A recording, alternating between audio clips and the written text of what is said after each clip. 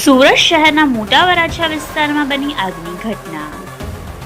મોટા વરાછા વિસ્તારમાં AR mall પાસે પતરાના શેડમાં બનાવવામાં આવેલી દુકાનોમાં લાગી આગ।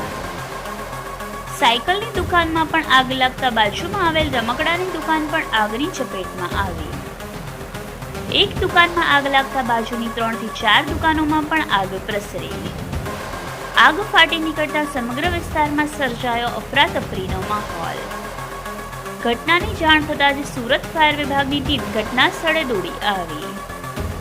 આગની તીવ્રતા વધુ હોવાથી શહેરના 10 થી વધુ ફાયર સ્ટેશનની 15 થી વધુ ગાડીઓ ઘટના સ્થળે પહોંચી। ફાયર ફાઇટરો દ્વારા આગ બુઝાવવાની કામગીરી હાથ ધરાઈ। લાંબા સમય સુધી ચાલેલી આ કામગીરી બાદ આખરે ફાયર ફાઇટરો દ્વારા આગ પર પાણીનો મારો ચલાવી આગ પર કાબૂ મેળવ્યો। પ્રાથમિક અંદાજ મુજબ શોર્ટ સર્કિટના કારણે આગ લાગ્યું હોવાનું અનુમાન। આ ઘટનામાં સદનસીબે કોઈ જાનહાનિ થવા પામી નહોતી। Reporter Ashish Vaghela, Yashvi Gujarat news, Surat. Fire કંટ્રોલથી કોલ મળેલી કે આપણે એઆર મોલ પાસે આઈટી પાર્કની સામે સાયકલની દુકાનમાં આગ છે।